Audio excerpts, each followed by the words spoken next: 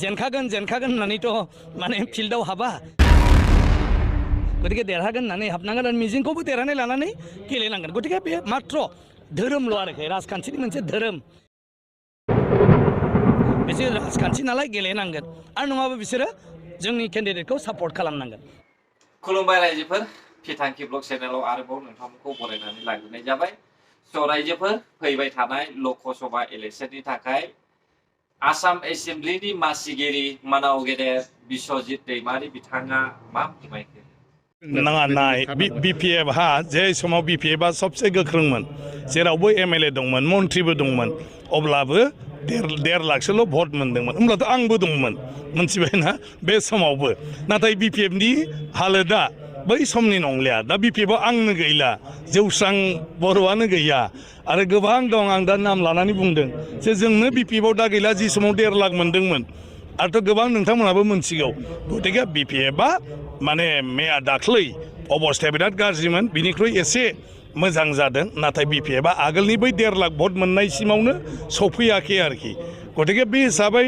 आं सानो आरो जियानो जाथों नाथाय बिथांमोना राजखान्थि खालामदों गतिके राजखान्थि खालामदोंब्लाथ' बिथांमोना इलेक्सन गेलेनांगोन इलेक्सन गेलेनांगोन नालाय जेनखागोन होननानैथ' माने फिल्डआव हाबा गतिके देरहागोन होननानै हाबनांगोन आरो मिजिंखौबो देरहानाय लानानै गेलेनांगोन गतिके बे मात्र धोरोमल' आरोखि राजखान्थिनि मोनसे धोरोम बिसोर राजखान्थि नालाय गेलेनांगोन आरो नङाबा बिसोरो जोंनि केन्डिडेटखौ सापर्ट खालामनांगोन दा बिथांमोना सापर्ट खालामनो हाया ओंखायनो बिथांमोना गेलेदों नाथाय बिथांमोननि गेलेनाया देरहानायनि नङा आरो बेजों बिथांमोना देरहानो हाया अदेबानि राजखान्थि हान्जा होनांगोन दा जोंना मानाव गेदेर एमएलए बिथां दुर्गादास बर'आ आगोलावबो एमएलए मोन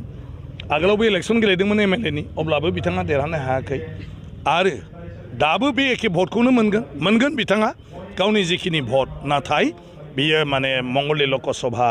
माने बिसायख'थियाव माने जेबो बेबायदि मोनसे माने मा होनो मख'जाथाव बेबायदि जानाय नङा आरो बे आगोलाव जेरै दं बिदि नोंथांमोनाबो नायबानो जाबाय जे बीपीएफ आ आगोलाव जि दं बिनिख्रुइ गाहायाव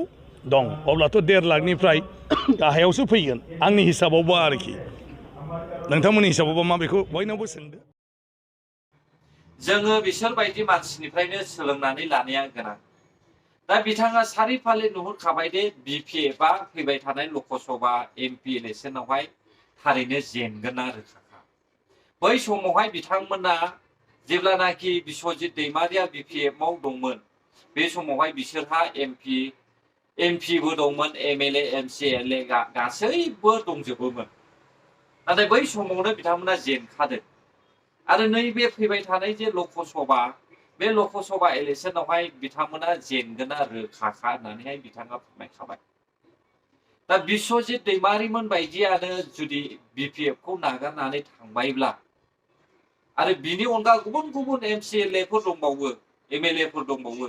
बिसोरबो बीपीएफ खौ नागारखाबाय नोंथांमोना मिथिखागौ बयबो आरो हनै फारसेथिं बनसु पार्टियाबो लोब इउपिपिएल आव हाबगासिनो दङ जाय फरायसाफ्रा गोथौयै साननो हनो गोरों आरो जाय मानसिफ्रा पार्टियाव हाबनानैहाय गावनि साननाय हनायखौहाय मोजाङै बिजिरनो हाग्रा बैसोर बायदि सुबुङा बीपीएफ खौ सापर्ट खालामाखै हाग्रामा महिलारि सरकारा 17 बोसोरावहाय फरायनायनि सुबिदा होयैनि थाखायनो गोरों गोरा मानसिफ्रा हाग्रामा महिलारिखौ सापर्ट खालामाखै अफकर्स साननो हास्लाबै समावहाय बिथांमोना बीपीएफ जों सापर्ट खालामदोंमोन नाथाय दायो बिसोरो गुदि बाथ्राया मा बेखौहाय मिथिनायनि उनावहाय बिसोरो बीपीएफ खौहाय नागारनानै फैनायखौ जोङो नुनो मोनो जों मिथिगौ थांनाय 17 बोसोरावहाय जोंनि बर' हारिनि गेजेरावहाय एपीएससी यूपीएससी बे एपीएससी यूपीएससी आनजादखौहाय 3 4ल' पास जानाय जोङो खोनानो मोनदोंमोन दानि सरकार सलायनाया नैबे 3 बोसोरनि गेजेरावनो जोङो गोबां यूपीएससी एपीएससी आनजाद पास खालामना फैनायखौबो नुनो मोननाय जायो दा बेफोरबायदिखौ नुनानै माखासे साननो गोरों फरायसाफ्रा BPF खौहाय सापर्ट खालामाखै जायफ्रा बेफोरखौहाय साननो रोङा इयुननि थाखाय साननाय हनाया एसे थौले गोसोनि बैसोर बायदि सुबुङा BPF खौ सापर्ट खालामगासिनो दङ बनसुआ BPF जोंनो दाजानाय जों साफ्रोमबो मिथिगौ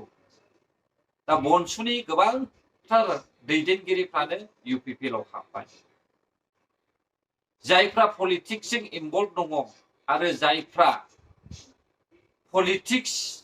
गेलेनो मोजां मोनो बैसोर बायदि सुबुङाबो साननो हानाय जायहा गोहो दङ बिसोर बायदिया BPF खौ नागारगासिनो दं